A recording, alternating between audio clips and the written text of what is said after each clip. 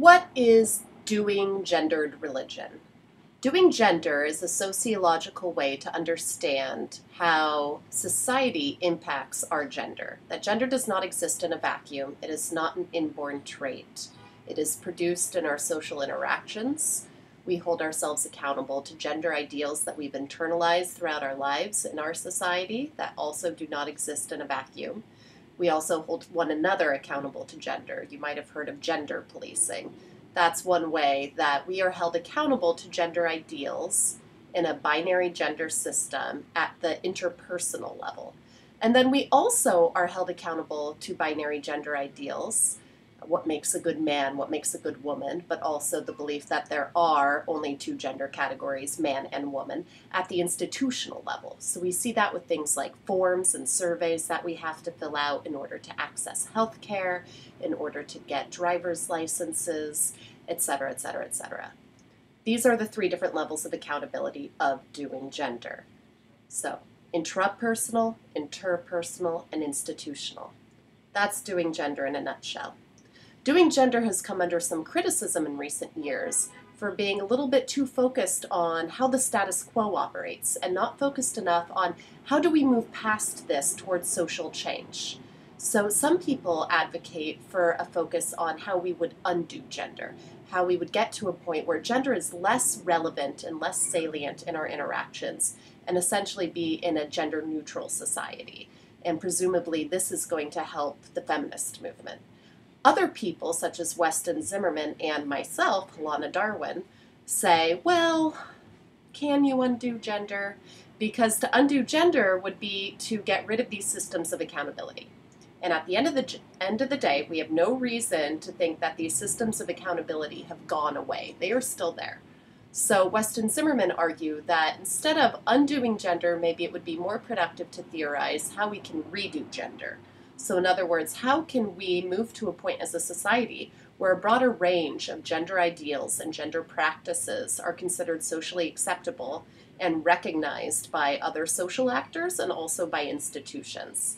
And that is also what I argue is more productive to focus on while theorizing social change.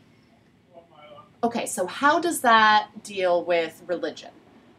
Orit Avishai advocates for a theoretical focus on doing religion while talking about religion, because like gender, religion is not something that's innate. It's socially produced, and it is intrinsic to how people come away with a sense of religious subjectivity, how they interact with other people as religious, whatever that means to them, and how institutions uphold religious values. So doing religion is a really useful analytical framework for understanding all of these different ways that religion is socially constructed and reinforced.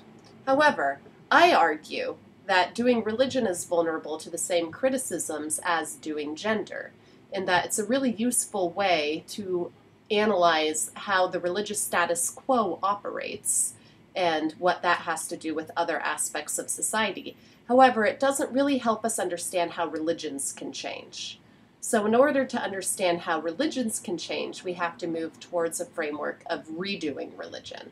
And that is useful for looking at things like women's rituals and movements to make religion more egalitarian, ways to make it more inclusive of transgender diversity, etc., etc., etc. Things like in Judaism, moving towards different pronoun options instead of always referring to the congregant as a man and referring to God as a man.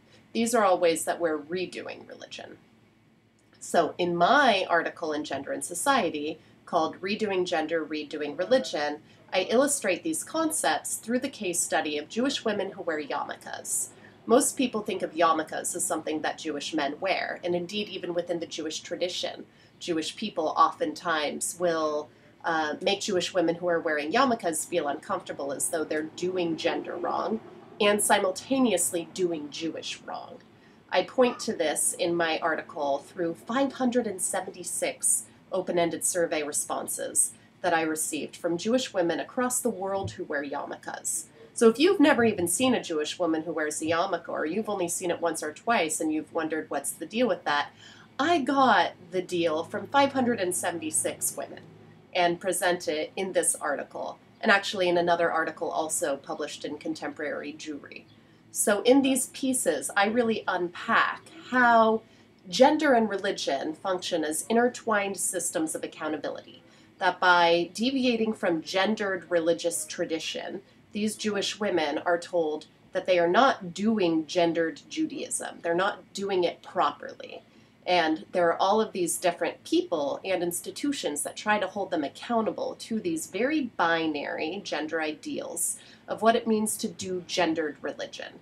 And through their action of challenging the illusion of polarized sex difference that really sustains patriarchal arrangements within traditional religious systems, these women are in fact redoing gendered religion.